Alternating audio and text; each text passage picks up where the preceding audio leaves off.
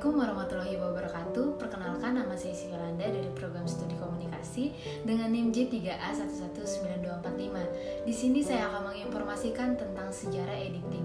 Yang pertama, saya akan menjelaskan tentang pengertian editing itu sendiri. Editing merupakan kata serapan yang berasal dari Inggris. Editing itu sendiri berasal dari bahasa Latin, editus, yang artinya menyajikan kembali. Editing merupakan proses penggabungan dari beberapa shoot tunggal sehingga menjadi satu kesatuan yang utuh. Fungsi editing. Pada dasarnya, editing berfungsi untuk memperpanjang atau mengontrol waktu, memberikan penekanan pada setiap adegan dan membentuk alur cerita. Tujuan editing. Dan selanjutnya di sini saya akan menjelaskan tujuan editing, yaitu menurut Mabruri 2013. Yang pertama, arrange, 2 theming, 3 combinate, 4 correction, 5 construction. Dan selanjutnya saya akan menjelaskan sejarah editing itu sendiri.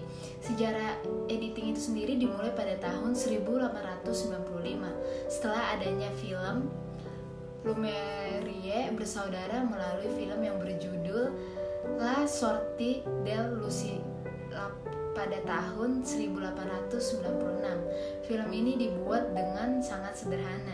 Shoot dan posisi kameranya statis. Di masa itu, dunia belum mengenal istilah editing. Semua film menggunakan teknik single shoot tanpa adanya cutting. Selanjutnya, masuk pada tahun 1900-an, George Méliès sering menggunakan teknik dissolve untuk melakukan trik sulap pada filmnya, sehingga saat ini ia dapat mendapatkan julukan sebagai bapak visual effect itu sendiri.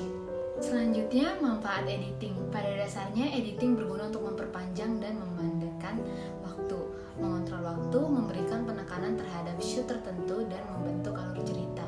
Kedua, memperpanjang atau memperpendekkan waktu, artinya bahwa editing berguna untuk menyuguhkan cerita yang penuh informasi atau detail, atau sebaliknya untuk mempercepat jalur cerita. Yang ketiga, mengontrol waktu, artinya dengan melakukan editing kita bisa mengatur alur cerita sesuai dengan slot waktu yang tersedia.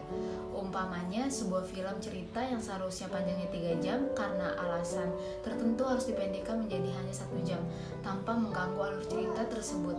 Dan yang keempat, memberikan penekanan terhadap shoot tertentu. Hal itu dimaksudkan untuk menunjukkan gambar-gambar penting yang harus diketahui penonton. Misalnya dengan cara gambar dilalui oleh shoot berukuran besar dan tiba-tiba diberikan gambar close up dengan durasi relatif panjang. Dengan demikian, maka penonton mempunyai kesan tertentu kepada shoot close up tersebut.